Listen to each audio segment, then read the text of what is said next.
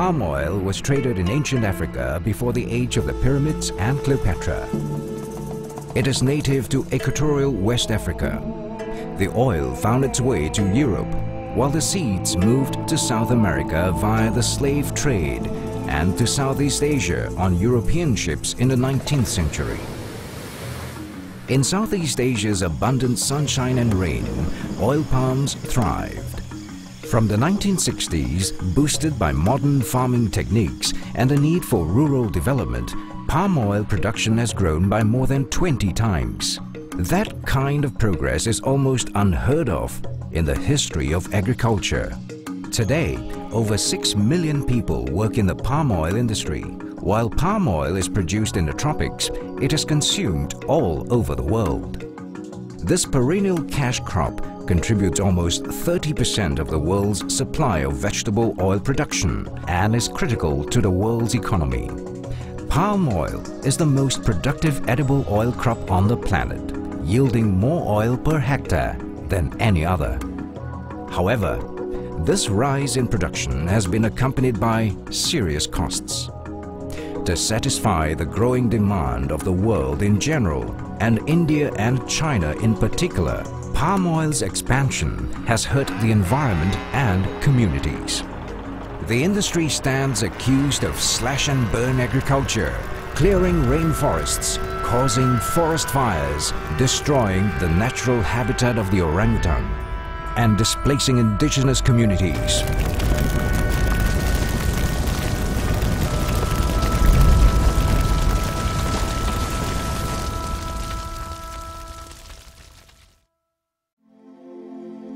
These tensions cried out for a common way forward and resulted in the formation of the Round Table on Sustainable Palm Oil, RSPO.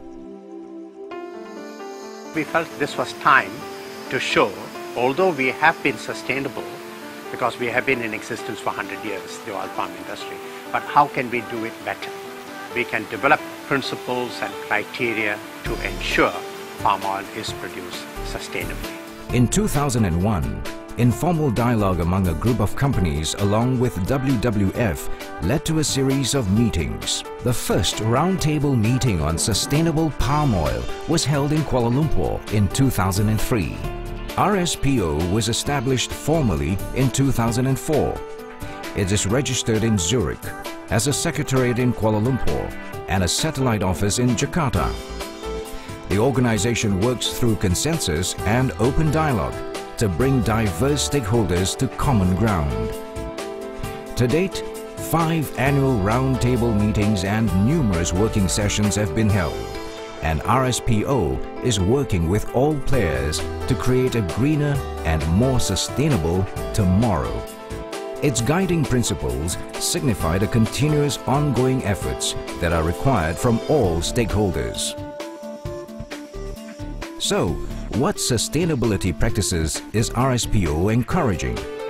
Planting of high-yielding varieties of the crop to maximize returns from inputs like water and fertilizer.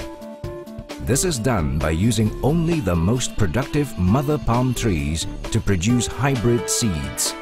Use of buffaloes to transport fresh fruit bunches, reducing fossil fuel energy usage and minimizing soil compaction. Management of waste at the milling stage for natural fertilizer. Integrated pest control, using natural predators to manage pests and diseases and minimize crop losses. Leguminous crop cultivation to add nitrogen to the soil and protect it from the elements. Zero burn replanting, in which all palms are chipped and recycled to improve soil health and reduce use of inorganic fertilizers. An energy-efficient extraction process where the waste and effluent is converted to biomass and biogas. These processes can yield natural fertilizer too. Advocating safety at work and providing adequate health care to workers. Promoting the protection of biodiversity. Sustaining local communities and the education of children. These measures are common among bigger producers. But RSPO also recognizes the importance of smallholders who produce 40% of the total crop and who have limited resources.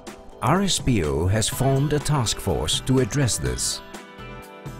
I think with the many crises that the world is facing these days, such as the water crisis, biodiversity loss, species loss, and of course climate change, more and more people are becoming more aware and more concerned about the situation. While other agricultural industries seek superficial green solutions, it is clear to many that sustainable palm oil could be a path-breaking and historic effort that is a beacon of hope and inspiration. How do you know the palm oil you buy is environmentally sustainable? RSPO has initiated a series of certifications to guide the industry. RSPO Certified Sustainable Palm Oil is available through 4 supply chain mechanisms, namely Identity Preserved, Segregation, Mass Balance, and Book and Claim. The certification is carried out by independent accredited certification bodies. RSPO certification is stringent. Each and every mill is individually audited and certified. To ensure credibility throughout the supply chain, RSPO has introduced supply chain certification. Today, the first batch of RSPO certified palm oil is being shipped, and the demand for sustainable palm oil is growing rapidly worldwide. RSPO recognizes that change doesn't happen overnight, but will be the result of the enthusiastic and unceasing effort of its many members. The global momentum towards sustainable agriculture is building. As workers set off to work in the RSPO plantation, they knowingly and unknowingly are part of RSPO, striving to create a more sustainable future. And as the journey gathers momentum, RSPO could develop into a historic example for the world to emulate. Today, production and trade in sustainable palm oil is a reality.